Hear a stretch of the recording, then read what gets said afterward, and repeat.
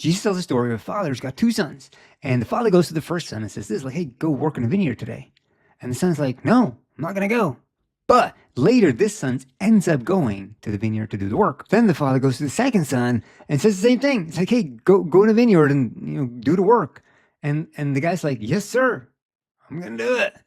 But does he do it? No, he does not go. He probably sits and plays video games. He sits on the couch watching TV. I don't know what he's doing. But anyways, he ended up not going, even though he said he was going to go. So you got two responses. First son said no, but he actually ended up going. So you got two completely different responses to what the father asked them to do. And then Jesus asked this question, which is brilliant. This is in Matthew 21:31. Which of the two did what his father wanted? So how did Jesus get into this situation? Well, Jesus is talking to all these people, and they're like super spiritual. They're standing there. They seem like they're really following God, and they look like they got it all together. Their appearance is like, wow, these are ultra spiritual who know the Bible, they know scripture, and they just reply all the right things. There just doesn't seem to be like a genuine response to God. Now, this talk is about good works. Now, what in the world is good works? It talks about a lot in the Bible. Well, it's a result of a real and genuine response to God and what God has done.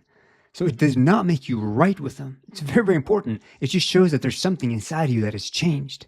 But the reason a lot of people imply that you have to do a lot of good things to get to heaven, and the reason they do that is because one verse says, James 2:17, it says, faith without works is dead. So they'll use that to be like, well, you need to do all these things and then you'll be able to get into heaven. But we have to differentiate that because it's not the same thing. We've been saved by grace. By grace, you've been saved through faith. Because if it was through works, then well, how much do you need to do?